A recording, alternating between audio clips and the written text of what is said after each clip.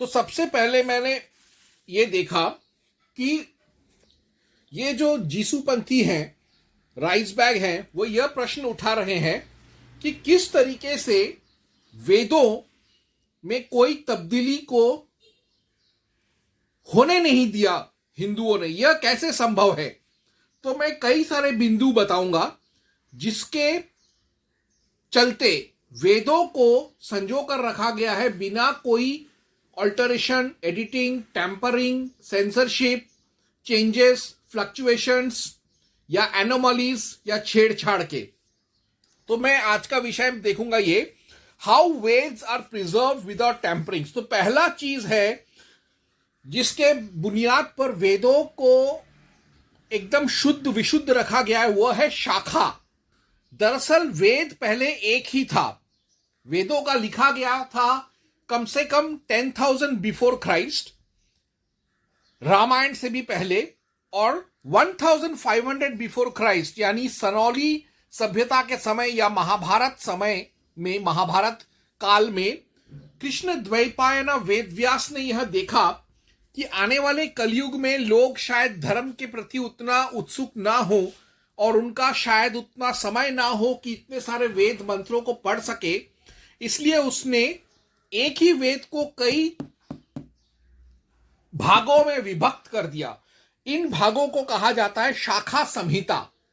शाखा का मतलब होता है ब्रांच, और हर एक प्रांत के एक गुरुकुल आश्रम को और एक ऋषि कुल को वो शाखा दे दिया गया।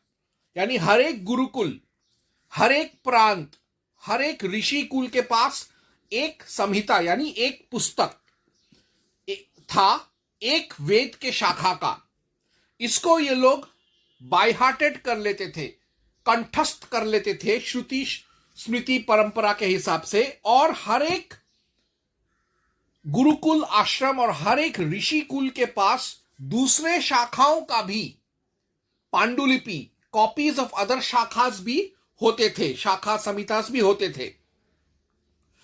तो जैसे श्वेत यजुर्वेद को भाग किया गया माध्यान्ह शाखा, काण्व शाखा में, कृष्ण यजुर्वेद को तैत्तिरीय, काठक, पैष्ठल, मैत्रायणी, चरक, कठ शाखा में, ऋग्वेद शकल बशकल शाखाओं में, सामवेद कौथुम, रणनीय, जैमिनी शाखाओं में, अथर्ववेद स्तौद, मौद, पिप्पलाद, शौनक शाखाओं में, और पतंजलि महाभाष्य में तो यह कहा गया है कि ऋग्वेद के इसी तरह ऐसे ही 21, यजुर्वेद के 101, सामवेद के 1000, अथर्ववेद के 9, यानी कुल मिलाकर वेद शाखाएं 1138 वेद शाखा संहिता है। यानी अगर एक प्रांत में से, एक गुरुकुल आश्रम में से, एक ऋषि कुल से अगर एक वेद शाखा संहिता खत्म हो जाता है तो बाकी 1384 शाखाएं जिंदा हैं। इसीलिए वेद जिंदा रहा। और चूंकि हर एक गुरुकुल, हर एक प्रांत के हर एक गुरुकुल और ऋषि कुल के पास उनका खुद का स्पेसिफिक शाखा होता था जिसको वो लोग गुरु शिष्य श्रुति स्मृति परंपरा से बाय ओरल ट्रेडिशन ट्रांसफर करते थे, प्लस दूसरे शाखाओं का भी लिखित पांडुलिपि हुआ करता था। इसीलिए जब ईसाइयों ने ऐसे उटपटांग किताब लिखे जैसे जीसु वेदम, ख्रिस्टु पुराणम, और मुसलमानों ने लिखा अल्लाह उपनिषद, फौरन उनका यह चोरी, उनका यह जालसाजी पकड़ा गया।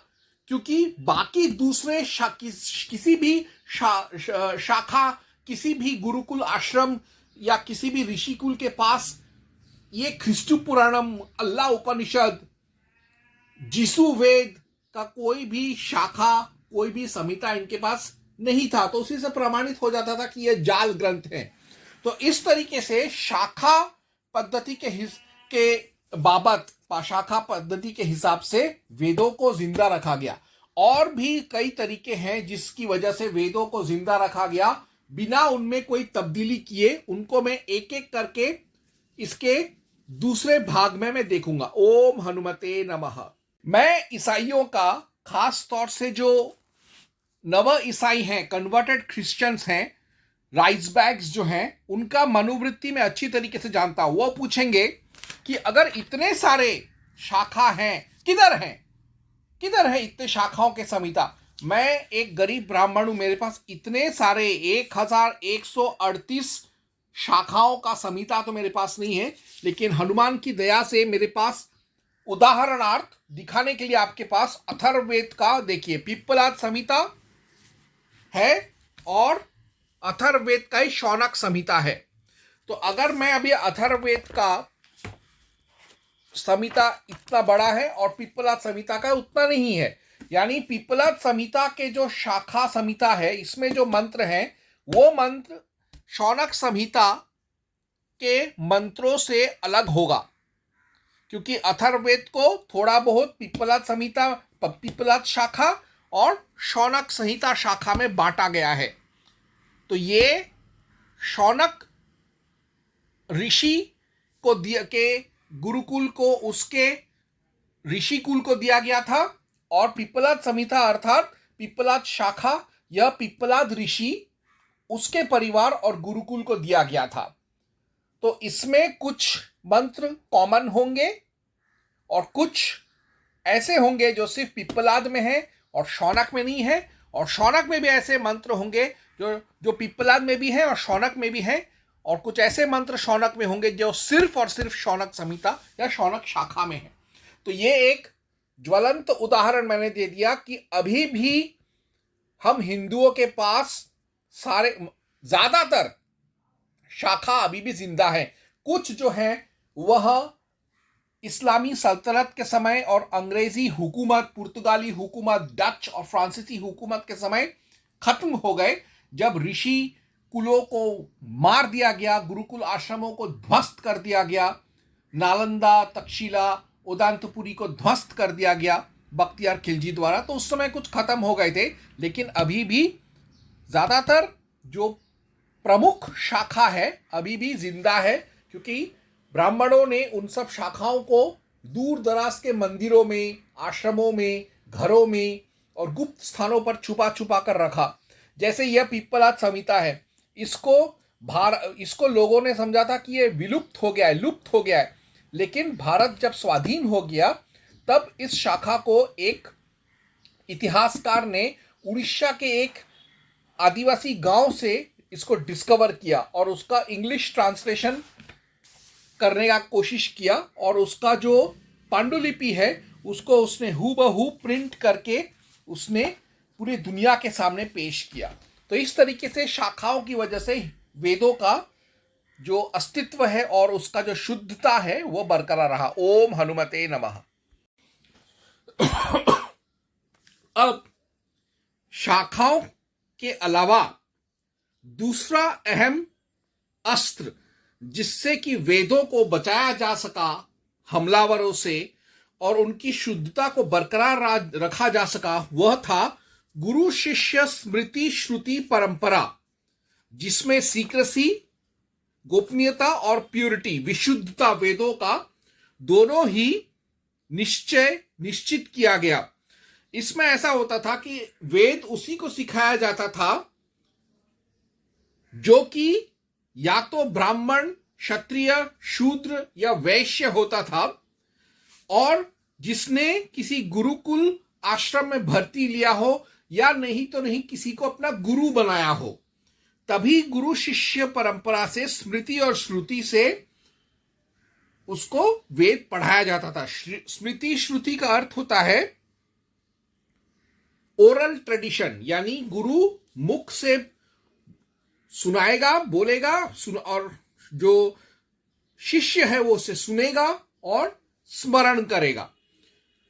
तो ये एक और महत्वपूर्ण कारण था कि वेदों को नष्ट नहीं किया जा सका, क्योंकि अगर वेद को जला भी देते कोई, जैसे नालंदा, तक्षशिला, उदांतपुरी और दूसरे विश्वविद्यालय और गुरुकुल आश्रम खत्म कर दिए ईसाइयों और जिहादियों ने, तो भी चूंकि इंसान जिंदा था, वह अपने धरोहर को, अपने शिष्यों को स्वयं अपने मुख से, जबान से देकर चला जाता था और इस तरीके से वेद निरंतर युग युगांतरों से जिंदा रहा।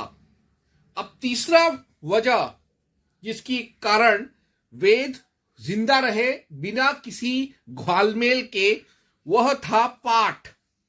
अब पाठ जो होता का अर्थ होता है किस तरीके से वेद को पढ़ा जाए। तो इसमें दो तरीके होते हैं मुख्यतः। एक होता है बिना स्वरों का, जैसे पौराणिक करते हैं, जैसा जनमानस, सामान्य जनमानस करता है, और दूसरा होता है वैदिक स्वर। वैदिक स्वर जो है वो प्रकृति पाठ और विकृति पाठ दो किस्म के होते थे। तो अब पाठ दरअसल और क्या होता है मैं अभी समझाता हूं आपको। इसके लिए मैं पढ़ूंगा मधुसूदन मुनि का मधु शिक्षा।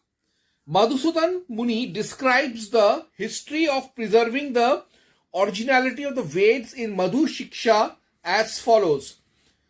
भगवान सहितांग प्राहपत पाठं तु रावणः ब्राभ्रव्यर्षि क्रम प्राह जटा व्याडी खोचत माला पाठं वसिष्ठश्च शिखा पाठं भृगुर्व्यधात् अष्टवक्रो करो द्रेखांग विश्वामित्रो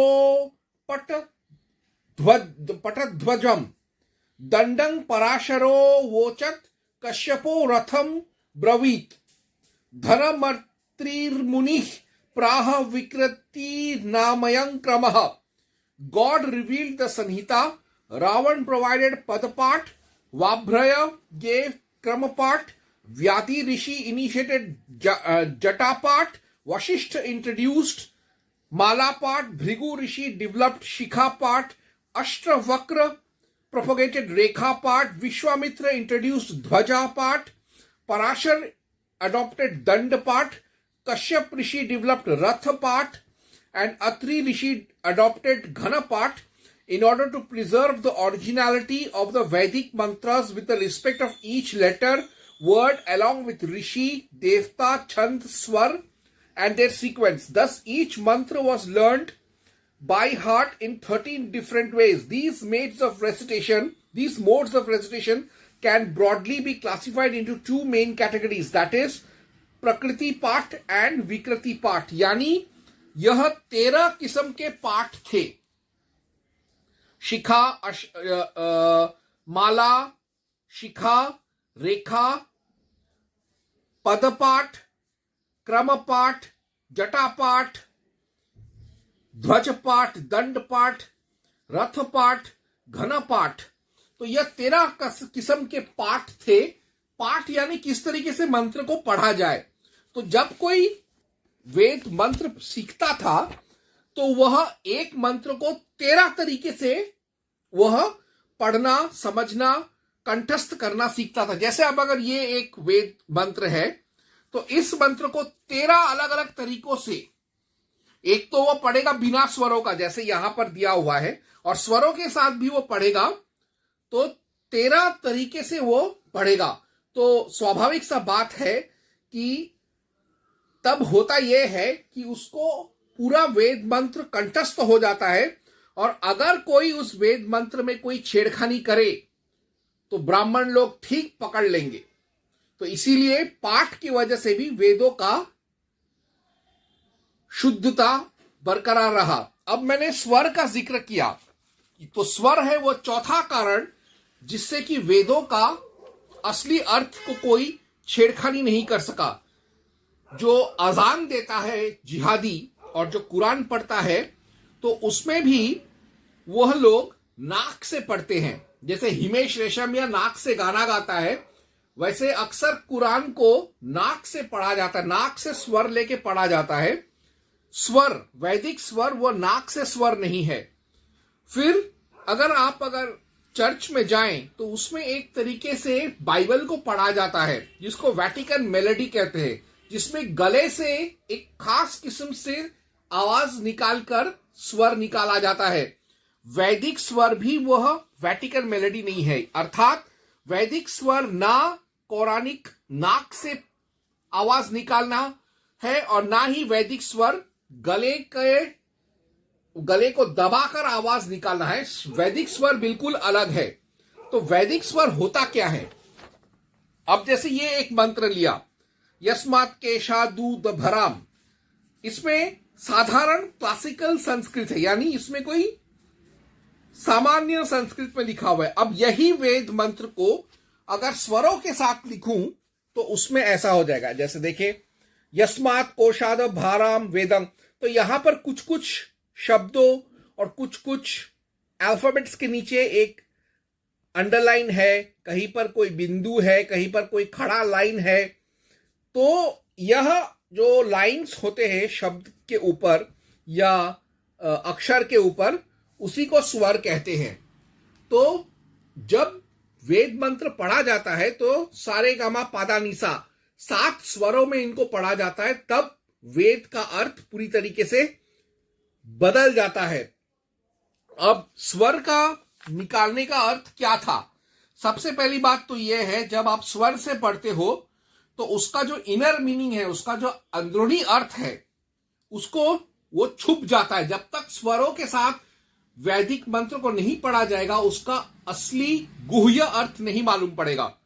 और दूसरा कि वैदिक स्वर को कोई भी इंसान बना नहीं सकता, ना कोई इंसान, ना कोई आर्टिफिशियल इंटेलिजेंस एआई, ना कोई सुपर कंप्यूटर।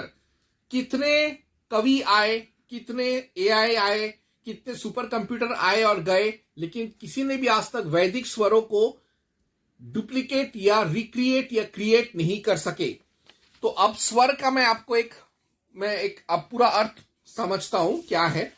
जैसे ये एक श्लोक है, ये एक मंत्र है, अथर्ववेद 19.71.1, स्तुतया मया वरदा वेद माता प्रचोदयन्तां पावमानी द्विजानाम आयु प्राणं प्रजां पशुं कीर्ति द्रविण ब्रह्म वर्चसम मह्यं दत्वा व्रजत ब्रह्मलोकम। हे वेद माता, अभिष्ट फल प्रदान करने वाली तू हमारे द्वारा स्तुति हुई है। तू अपने द्विजों को पवित्रता तथा प्रेरणा देने वाली है। तू हम स्तोताओं को दीर्घ जीवन, प्राण शक्ति, प्रजा, पशु, कीर्ति, संतति, धन, वैभव तथा ब्रह्म तेज देती हुई ब्रह्मलोक को गमन करे। ये मैंने इस मंत्र को पढ़ा बिना स्वरों के, पौराणिक तरीके से। अभी इसी को मैं स्वरों के साथ पढ़ूंगा, फिर मैं देखता हूं कि इससे क्या अर्थ बदल जाता है। अब मैं उसको ही स्वरों के साथ पढ़ूंगा। अब मैं स्वर तो मैं पढ़ना नहीं जानता, क्योंकि इतना हाईली क्वालिफाइड वैदिक ऋषि नहीं हूं। तो यहां पर स्वर दिया हुआ। अब इसका अगर हम अर्थ देखें, पदार्थ, वरदा वर, इष्ट फल देने वाली, वेद माता ज्ञान की माता, वेदवाणी मया मुझसे स्तुति की गई है। आप विद्वान लोग, पाव मानो, शुद्ध करने वाले, परमात्मा को बताने वाली वेदवाणी को द्विजानाम, द्विजो, ब्राह्मण, क्षत्रिय और वैश्यों में प्रचोदयंताम, आगे बढ़ावे। हे विद्वान, आयु जीवन, प्राणम प्राण, आत्मबल, प्रजाम प्रजा, संतान आदि, पशुम पशु, गौ आदि, कीर्तिम कीर्ति, द्रविणम धृण धन और ब्रह्मवर्चसम वेदाभ्यास का तेज, मह्यम मुझको दत्वा देकर हमें, ब्रह्मलोकम ब्रह्मलोक, वेद ज्ञानियों के समाज में व्रजत पहुंचाओ। अर्थात यहां पर अर्थ आ रहा है कि यह सब ज्ञान देकर ब्रह्मलोक में लेकर चले वेद माता। ये हुआ पौराणिक अर्थ। और इसी का गुह्य अर्थ या इनर मीनिंग हो गया कि ज्ञान पाकर हम ज्ञानियों के समाज में विचरण करें। ये हो गया इसका अंदरूनी अर्थ। तो वैसे ही स्वरों की वजह से जो वेदों का जो असली, वेद मंत्र का जो असली अंदरूनी अर्थ है, उसको छिपा सके हमारे ब्राह्मण गण, ताकि आक्रमणकारी जो है उस मंत्र का असली अर्थ ना समझ सके। अब पांचवा कारण जिसकी वजह से वेद जिंदा रहा, वह एक बहुत ही साधारण सा चीज था, because it was in written format. एक तरफ मैंने कहा कि गुरु शिष्य परंपरा, श्रुति स्मृति परंपरा के हिसाब से वेदों को सुनकर और समझकर बाय हार्ट किया जाता था। लेकिन इसके अलावा आपको शायद मालूम नहीं होगा कि वेदों को लिखा भी जाता था। उन्हें लिखकर पांडुलिपि रूप में भी रखते थे, क्योंकि एक इंसान कितना ही वेद मंत्रों को बाय हार्ट कर ले, भूलने का प्रश्न हमेशा आता है, इसलिए उसको लिख के रखते थे ताकि वो बार बार उसको रिफर कर सके।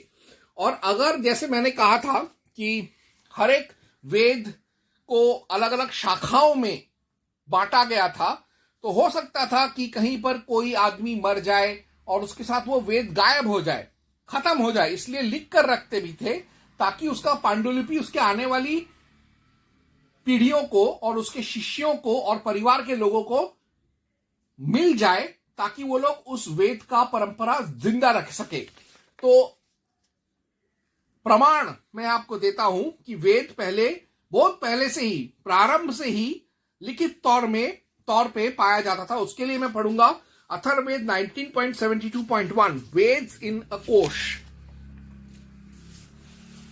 इसका मैं पौराणिक अर्थ पहले पढ़ता हूं। यस्मात् केशादू दभराम वेदं तस्मिन्ननंतरव दध्यम एनम कृतमिष्टं ब्रह्मणो वीर्येण तेन मा देवास्त पसावतेह। वेद को हमने जिस कोश से निकाल दिया है उसी स्थान में उसे पुनः स्थापित करते हैं। ज्ञान की शक्ति, वीर्य, पराक्रम से जो इच्छित कर्म किया गया है उसके तप द्वारा देवता हमारी सुरक्षा करे। यहां पर देखिए, वेद को एक कोश यानी चेस्ट या बॉक्स, बक्सा, डिब्बा, उससे निकाला जा रहा है। अगर वेद लिखित तौर पे पांडुलिपि के रूप में नहीं होता तो उसको किसी बॉक्स, कोश, चेस्ट, डब्बा से कैसे निकाल सकता है कोई। इसी से प्रमाणित है कि यहां पे वेदों को डब्बे से, कोश से, चेस्ट से, बॉक्स से निकाल के बाहर निकाल के रखने की बात और फिर बाद में उसको वापस अंदर रखने की बात हो रहा है। इसी से प्रमाणित है कि वेद पहले लिखे भी जाते थे। तो यानी इन सब कारणों से अर्थात शाखा, फिर गुरु शिष्य, स्मृति श्रुति परंपरा, वेद पाठ, वैदिक स्वर और वेदों का पांडुलिपि रूप में लिखे जाने के कारण वेदों में कोई भी ईसाई या जिहादी आक्रमणकारी कभी उसको तब्दीली नहीं कर सका और ना ही उसको नष्ट कर सका। ओम हनुमते नमः। अब मैं पढ़ूंगा इसके आगे राजीव दीक्षित का इसकी विचार क्या है। वो जब यह वाद विवाद गहरा गया उस समय मसीहा के दीवाने, एपोलोजेटिक्स मिशन वाला जो है, उसने कहा but Rajiv Dixit confessed Vedas were edited. YouTube पर एक वीडियो है या राजीव दीक्षित का जिसमें वो कह रहा है कि वेदों को अंग्रेजों ने छेड़खानी किया था। तो अब मैं बताऊं कि इसका सत्यता क्या है। दरअसल वेद को अंग्रेजी और दूसरे यूरोपियन भाषाओं में अनुवाद करने वाले कई फिरंगी थे, जैसे William Jones, Friedrich Max Muller, Macaulay, William Jones द्वितीय, Horace Hayman Wilson, Monier Williams, Edward Byles Cowell, Ralph Thomas, Hotchkin Griffith, Georg Buhler, John Muir, Henry Thomas Colebrooke, John Dawson, Thomas Stephens, इसने ख्रिस्तु पुराणम लिखा था। Robert day Nobili, इसने इसुर वेदम भी लिखा था। तो अब इन सब लोगों ने जो वेद के जो अनुवाद हैं अंग्रेजी में और दूसरे भाषाओं में करके गलत व्याख्या, गलत अनुवाद किया है। लेकिन इन हरामियों का गाड़ में दम नहीं था कि ये लोग वेद के मूल मंत्र के साथ छेड़खानी करते। क्यों? क्योंकि वेद के रक्षक थे श्रुति स्मृति, गुरु शिष्य परंपरा, पाठ, वैदिक स्वर, लिखित पांडुलिपि, शाखा, और आर्य समाज और स्वामी दयानंद सरस्वती तो थे ही। इस वजह से कोई भी अगर कहीं भी दुनिया के किसी भी कोने में किसी मंत्र के साथ छेड़खानी करे तो ठीक पकड़े जाते थे आर्य समाज और दूसरे पौराणिक ब्राह्मणों द्वारा। तो अंग्रेजों ने क्या किया? जो राजीव दीक्षित कह रहा है कि वेद को एडिट किया गया था, राजीव दीक्षित का कहने का अर्थ यह है कि वेद के अर्थ को एडिट किया गया है। वेद के जो अर्थ है अंग्रेजी में उसको एडिट किया गया है, ना कि किसी मंत्र को। मंत्र को एडिट करने के गांड में दम नहीं था अंग्रेजों का, उनका हिम्मत नहीं था, क्योंकि वो पकड़े जाते। जैसे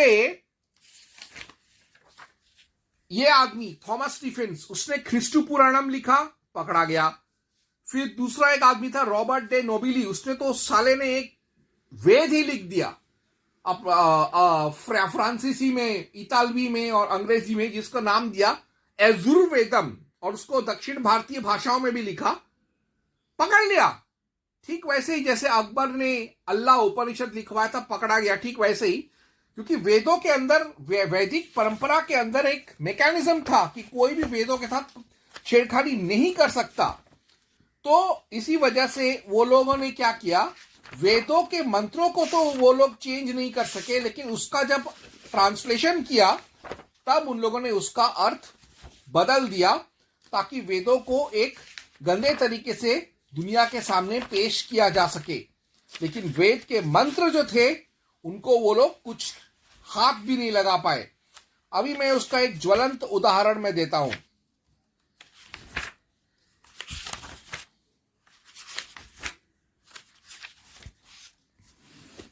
मैं जाऊंगा वही अथर्ववेद 19.72.1।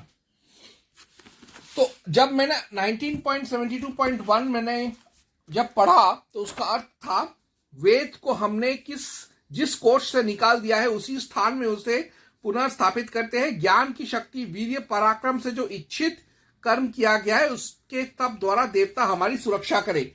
अब अगर हम इसको स्वरों के साथ पढ़े तो उसका अर्थ होता है पदार्थ। यस्मात्, जिस कोशात, कोश निधि स्थान परमात्मा से, वेदम वेद ऋग्वेद आदि को, उद्भारम हमने ऊंचा धरा है, तस्मिन अंतः उस परमात्मा के भीतर, एनम इस जीवात्मा को अब निश्चय करके, दद्धमः हम धरते हैं, ब्रह्मणः जिस ब्रह्म परमात्मा के, वीर्येन सामर्थ्य से, इष्टम इष्ट कर्म कृतम किया जाता है, तेन उस परमात्मा के साथ, देवा हे विद्वानों, तपसा तप द्वारा, मां मुझको इह यहां पर अवत बचाओ। तो यहां पर हम देख रहे हैं पौराणिक अर्थ यह हुआ कि वेद को कोश से निकाल रहे हैं, और उसका अंदरूनी अर्थ यह हुआ कि वेद को ईश्वर से हम प्राप्त कर रहे हैं। यानी कोश में भी अगर है तो आया तो है वो ईश्वर से ही, ईश्वर प्रणीत है। तो उस पर स्वरों द्वारा अगर हम इस मंत्र को पढ़े, उसका अर्थ या उसका फोकस यही होता है। अब मैंने एक आदमी का नाम लिया था,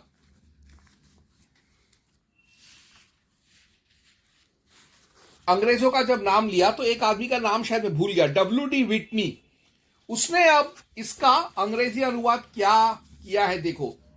मंत्र वही है, यस्मात् कोशा वाला, उसने भी वही है, उसने कोई चेंज नहीं किया। उसने जो मात्रा है, स्वर है, वो भी डाला हुआ है, लेकिन उसका अर्थ देखो। Out of what receptacle we bore up the Veda, within that do we set it down, what is performed and sacrificed by the heroic might of the Brahman, with that fervor, O gods, favor me here.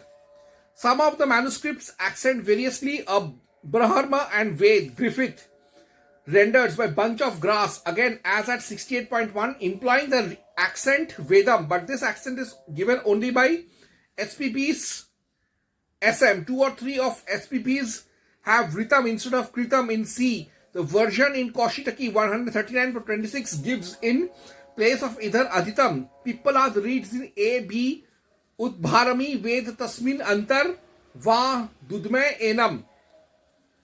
यानी W.D. Whitney ने इसका पूरा अर्थ ही बदल दिया। Griffith यहां पर कह रहा है कि कोश का अर्थ है घास का बंडल, और यहां पर वो रिसिप्टिकल बोल रहा है, कोश को रिसिप्टिकल यानी एक प्याला जिससे कुछ खाया पिया जा सके। तो किस तरीके से वेदों का, वेद मंत्र को तो नहीं बदल सके, लेकिन उसका अर्थ अंग्रेजी में ट्रांसलेशन के टाइम पे चेंज किया उन्होंने, ताकि वेदों को एक नगण्य पुस्तक की तरह दुनिया के सामने दिखाया जा सके। और यही राजीव दीक्षित का अर्थ था। अगर राजीव दीक्षित का ये सोच था कि वेदों के मंत्रों को ही चेंज कर दिया तो वो बुरी तरीके से गलत थे। वेदों के मंत्र को चेंज नहीं किया गया, उसके अर्थ को चेंज किया गया था। तो यहां तक मैंने साबित करके बता दिया कि वेद के मंत्रों को चेंज करना असंभव था, है और हमेशा रहेगा और रहना भी चाहिए।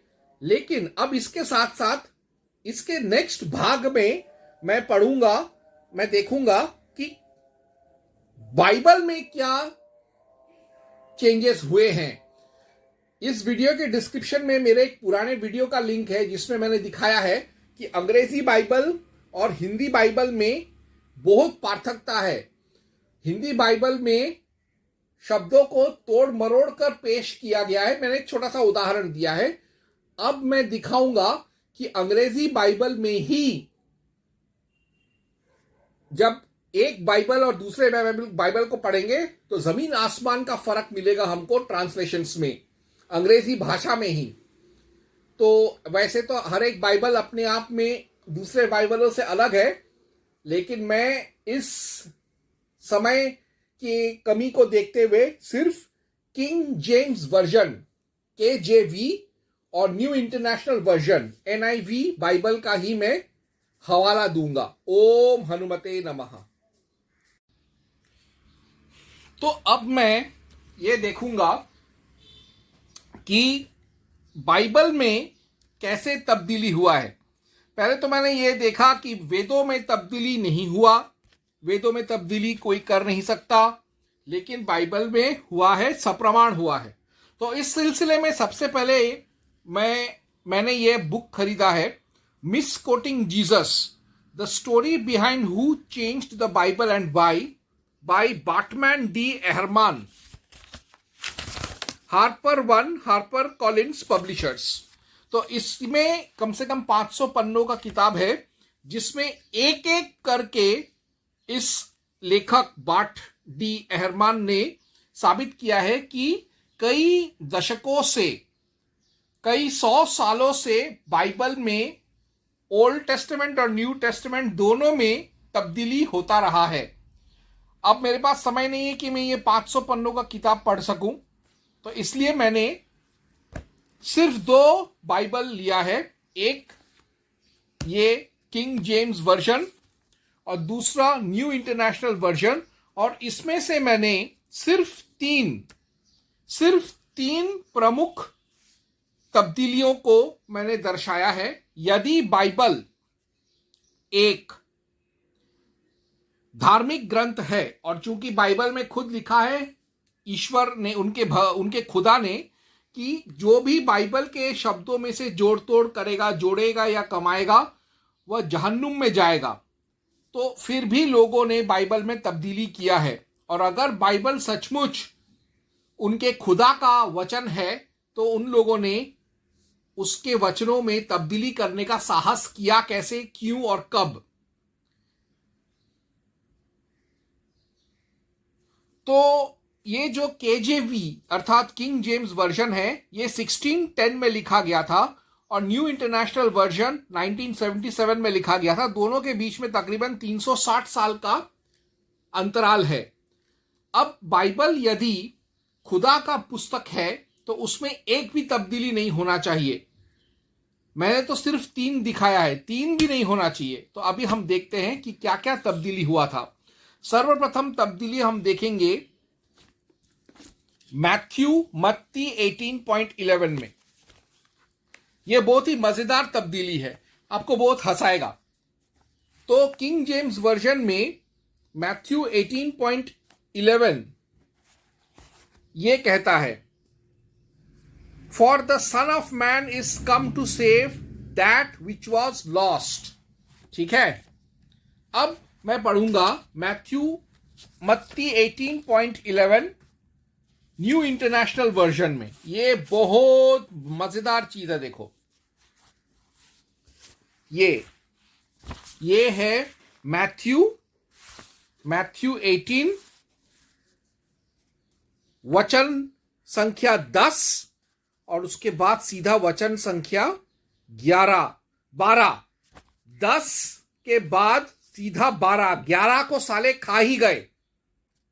यानी मैथ्यू 18.10 है, मैथ्यू 18.12 है, लेकिन उसके बीच का मैथ्यू 18.11 है ही नहीं, और इन लोगों ने इसको छापा है, और ये 1977 से लेके 2025 तक अभी भी ऐसे ही चल रहा है। ऐसा गवरगंड है ये लोग। सामान्य एर्थमेटिक्स नहीं आता, न्यूमेरिकल्स नहीं आता, 10 के बाद सीधा 12, 11 किधर गया। और 1977 से लेके 2025 तक, यानी 40 साल तक तुम लोगों ने ये गलती अभी तक पकड़ा ही नहीं। गांजा पी के सो रहे हो क्या? ये एक। अब मैं पढ़ूंगा किंग जेम्स वर्जन का रोमियो 8.1।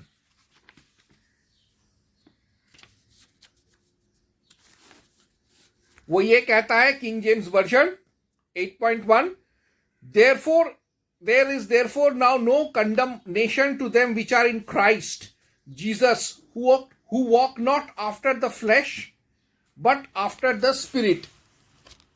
ठीक है। अब न्यू इंटरनेशनल वर्जन क्या कहता है 8.11 के बारे में?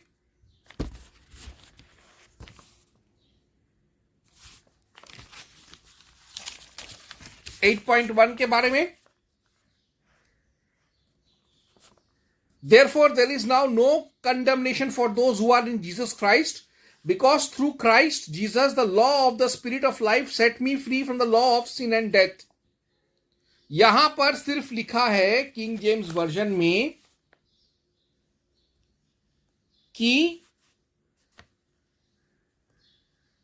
जीसस क्राइस्ट से बात करते करते यहां पर वो स्पिरिट में जा रहे हैं। यहां पर भी वही कहा गया है, लेकिन शब्द बदले हुए हैं, शब्द पूरी तरीके से बदले हुए हैं। अब मैं आता हूं 1 जॉन यूहन्ना 5.7। तो किंग जेम्स वर्जन 1 जॉन 5.7 कहता है, For there are three that bear record in heaven, the Father, the Word, and the Holy Ghost, and these three are one। यानी यहां पर ट्राइडेइज्म, क्रिश्चियन ट्रिनिटी के बारे में कहा गया है। और यही चीज अगर मैं न्यू इंटरनेशनल वर्जन में पढ़ूं तो थोड़ा सा अलग है।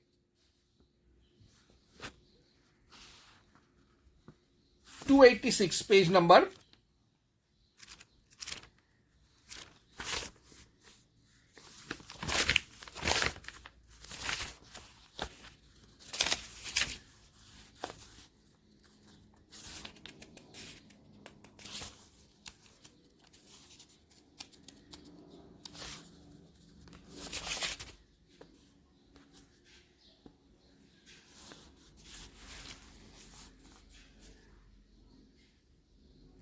यहां पे देखिए क्या लिखा है,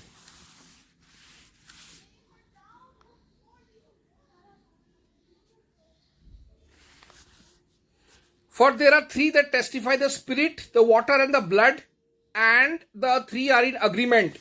यहां पर कह रहा है क्रिश्चियन ट्रिनिटी क्या है? Father, word and Holi ghost.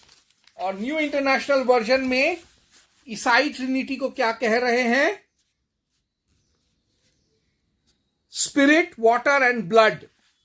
तो ईसाइयत का सबसे मूल सिद्धांत द होली ट्रिनिटी, उसमें भी न्यू इंटरनेशनल वर्जन ने तब्दीली किया है। और सबसे मजेदार बात तो यह है कि न्यू इंटरनेशनल वर्जन ने मैथ्यू में 18.11 को डिलीट ही कर दिया। प्रिंट ही नहीं करते, पब्लिश ही नहीं करते, पढ़ते ही नहीं, पढ़ाते ही नहीं, सीखते ही नहीं। और 1 जॉन यूहन्ना 5.7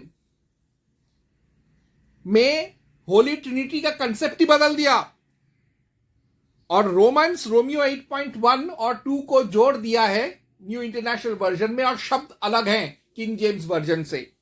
तो कैसे मैं मान लूं कि बाइबल एक धार्मिक ग्रंथ है जिसे किसी खुदा ने दिया था, और बाइबल में फेरबदल हुआ है वो मैंने प्रत्यक्ष प्रमाणित कर दिया। कम से कम 3 ही सही, और भी हैं, लेकिन समय के कमी के कारण मैंने 3 प्रमुख बताए।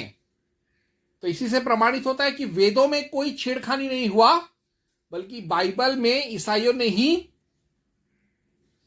छेड़खानी किया है। ओम हनुमते नमः। बदल गया कुरान, बाशिंदे का था इरादा, बदल गया ईमान, जो तोड़ दिया तूने वादा। तो आज के शो में मैं आप लोगों के लिए कुछ खास लेकर आया हूँ। हमारे खुदा का एक वादा था जो टूट गया है, और इससे ये भी साबित होता है कि कुरान खुदा की भेजी किताब नहीं है। तो क्या था ये वादा? कुरान का चैप्टर नंबर 15 और आयत नंबर 9। बेशक ये हम हैं जिसने कुरान को भेजा है, और बेशक वो भी हम हैं जो इसको बचाए रखेंगे। तो हमारा खुदा हमसे वादा करता है कि वो कुरान को बचाए रखेगा और उसे बदलने या करप्ट नहीं होने देगा। और ऐसा केवल मैं नहीं कह रहा हूँ, बल्कि हमारे बहुत सारे स्कॉलर्स कहते हैं। और जब कुछ ऐसा होता है कि उस खुदा का कोई वादा झूठा साबित हो रहा हो, तो ये उलेमा अपने बयानों से भी पलट जाते हैं। और ऐसा ही एक एग्जाम्पल देखते हैं जब ये उलेमा पलटते हैं। ये एक मुस्लिम स्कॉलर हैं, यासिर काजी, जो कि पाकिस्तानी अमेरिकन हैं। इनके 2 बयान दिखाता हूँ आपको। There's only one Quran. There are no various versions or whatnot. It's one standard copy of the Quran across the Muslim world.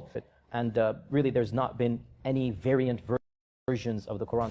तो पहले बयान में ये कहते दिखते हैं कि कुरान की केवल एक स्टैंडर्ड कॉपी है और कोई डिफरेंट वर्जन मौजूद नहीं है।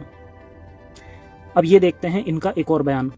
People find so confusing. The topic is that of the various recitations of the Quran, the various different ways of how to recite the Quran. And when we say the various different ways to recite the Quran, we are not talking about different voices or different styles. We're talking about slight differences in pronunciations, slight differences in letters, slight differences in harakat. In other words, if you were to compare 2 printed Qurans, you're going to see differences between them.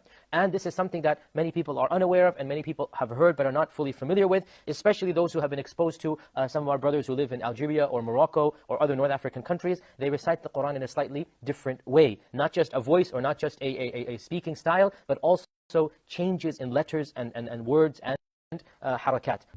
तो यहाँ पर अब ये इस बात को मानने को तैयार हो गए हैं कि कुरान के वर्जन्स हैं, और अगर आप उन्हें कंपेयर करोगे तो वो आपको दिखाई भी देंगे, क्योंकि ये रिसाइटेशंस या वे ऑफ स्पीकिंग है। तो ये जनाब अपनी ही कई बातों पर कॉन्ट्राडिक्ट कर गए हैं। तो यही इनकी सच्चाई है। ऐसे ही ये लोग आपसे झूठ बोलते हैं। चलिए अब मैं आपको सबूत देता हूँ कि कैसे ये फ़र्क सिर्फ रिसाइटेशन के फ़र्क नहीं है, इनसे आयतों की मीनिंग भी बदल जाती है। मैं 3 तरह के कुरान को लेकर बात करूँगा। पहला है हफ्स कुरान, दूसरा है कालून कुरान, और तीसरा है वार्श कुरान। हम इनकी कुछ आयतों को सुनेंगे और इनके डिफरेंस देखेंगे। आइए देखते हैं कुछ आयतों के फ़र्क। तो पहले देखते हैं चैप्टर नंबर 33 और आयत नंबर 68। सबसे पहले मैं आपको हफ्स वर्जन का रिसाइटेशन सुनाता हूँ, और आपको लास्ट वर्ड पर ध्यान देना है। रब्बना आतिहिम ضعफैन मिनल अज़ाब वलअनहुम लअनन कबीरा। अगर आपने ध्यान दिया हो तो लास्ट वर्ड है कबीरा, कबीरा। अब ये सेम आयत कालून वर्जन में भी सुनते हैं। रब्बना आतिहिम ضعफैन मिनल अज़ाब वलअनहुम लअनन कसीरा। कसीरा। अब वार्श वर्जन को भी सुन लेते हैं। रब्बना आतिहिम ضعफैन मिनल अज़ाब वलअनहुम लअनन कसीरा। तो यहाँ पर भी वर्ड था कसीरा, मतलब कालून और वार्श वर्जन्स हफ वर्जन से डिफरेंट हैं। अब इनकी मीनिंग्स पर पड़ने वाला फ़र्क देखते हैं। तो पहला वर्जन कहता है कि ए हमारे परवरदिगार, उनको दुगना अजाब दो और उन पर बड़ी लानत भेजो। और दूसरा वर्जन कहता है ए हमारे परवरदिगार, उनको दुगना अजाब दो और उन पर कई लानतें भेजो। आइए अब एक और आयत देखते हैं, चैप्टर नंबर 43 आयत नंबर 19। पहले हफ्स वर्जन को सुनेंगे और हमें ध्यान देना है इन 2 लफ्ज़ों पर। तो पहले हफ्स वर्जन सुनते हैं।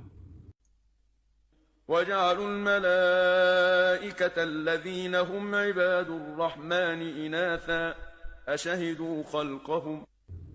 तो ये था हफ्स वर्जन, वर्ड था इबादू। अब कालून वर्जन देखते हैं। वजअलुल मलाइकत अल्लज़ीना हुम इंदर रहमान। ध्यान दिया, पहले ये लफ्ज़ था इबादू और अब यह है इंदा। फ़र्क देखो, इबादू इंदा। तो पहले का मतलब था स्लेव्स ऑफ, के गुलाम, और सेकंड का मतलब है यहाँ पर विद या साथ, साथ। अब तीसरा भी सुनते हैं। وجعلوا الملائكة الذين هم عند الرحمن फिर से इंदा, मतलब ये हफ्स वर्जन बाकी दोनों वर्जन से एग्री नहीं करता। अब इनकी मीनिंग्स पर पड़ने वाला फ़र्क देखते हैं। और उन्होंने फरिश्तों को बनाया जो कि इंतहाई मेहरबान के नौकर हैं, जबकि दूसरी आयत कह रही है और उन्होंने फरिश्तों को बनाया जो कि इंतहाई मेहरबान के साथ हैं। मतलब एक आयत कह रही है इंतहाई मेहरबान के नौकर हैं और दूसरी आयत कह रही है इंतहाई मेहरबान के साथ हैं। चलिए अब तीसरा एग्जाम्पल देखते हैं, चैप्टर नंबर 98 आयत नंबर 6। तो पहले मैं हफ्स वर्जन प्ले करता हूँ। इन्नल्लज़ीन कफ़रू मिन अहलिल किताबि वल मुश्रिकीन फी नारि जहन्नम खालिदीन फीहा उलाइक हुम शर्रुल बरिय्या। तो यहाँ वर्ड है बरिया, बरिया। अब कालून वर्जन सुनते हैं। इन्नल्लज़ीन कफ़रू मिन अहलिल किताबि वल मुश्रिकीन फी नारि जहन्नम खालिदीन फीहा उलाइक हुम शर्रुल बरिय्या। बरिया तो पहले का मतलब है क्रिएचर्स और दूसरे का मतलब है इनोसेंट्स। तो डिफरेंट वर्ड्स हैं और डिफरेंट मीनिंग है। तो यहाँ जो हर्फ हैं वो इस पर फ़र्क डाल रहे हैं जिससे मीनिंग बदल जाती है। एक हर्फ या एक नुक्ता भी मीनिंग को बदल देता है। तो यहाँ ऐसा नहीं है कि केवल डायलेक्ट्स चेंज हैं, यहाँ पूरी की पूरी मीनिंग ही बदल गई है। आपको आपके उलेमा धोखे में रखते हैं, उनसे बचकर रहिए। अब ये मीनिंग देखते हैं कैसे बदली। पहली आयत कहती है बेशक जिन लोगों ने अहले किताब और मुशरकीन में कुफ्र किया वो जहन्नुम की आग में हमेशा रहेंगे, वो मुखलूक में बदतरीन हैं। और दूसरी आयत कहती है कि वो बेगुनाहों में बदतरीन हैं। तो आइए अब चौथी आयत देखते हैं, चैप्टर नंबर 57 आयत नंबर 24। यहाँ पूरा का पूरा लफ्ज़ गायब है। तो यहाँ पहले हफ्स वर्जन सुनते हैं।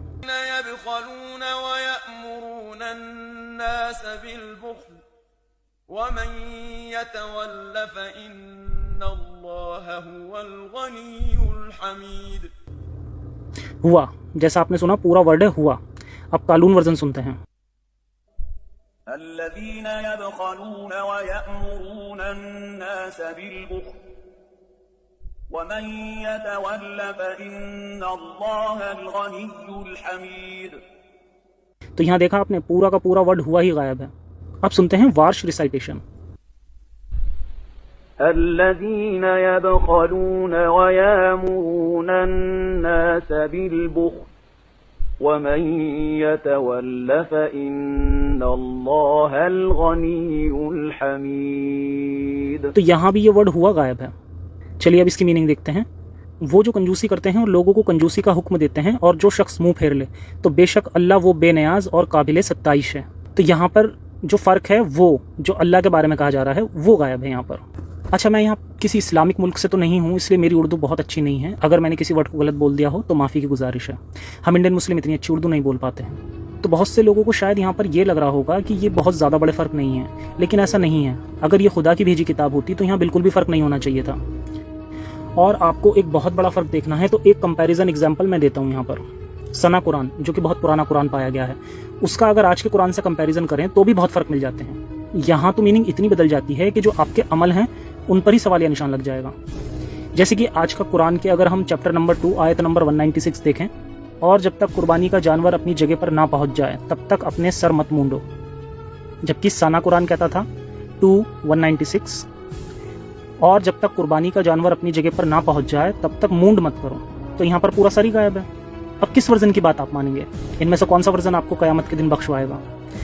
तो इस तरह के भी मेरे पास बहुत सारे एग्जाम्पल हैं और शायद फिर कभी मैं आपको एक डिटेल्ड वीडियो में या सीरीज़ में एक्सप्लेन करूंगा। बहरहाल मेरा यहाँ मकसद है ये बताना कि कुरान खुदा की तरफ से आई हुई किताब नहीं है, ये बाकी किताबों की तरह इंसानों की ही लिखी किताब है, जिसे ये उलेमा जब चाहे अपने हिसाब से बदल देते हैं, लेकिन इंसानियत की खातिर कभी नहीं बदलते। तो मेरी मुस्लिम भाइयों से अपील है कि इस किताब की सच्चाई को जानो और इसे इतना सीरियसली मत लिया करो कि इसके लिए आप दंगे शुरू करो या इसके लिए आपको अपनी जान देनी पड़े।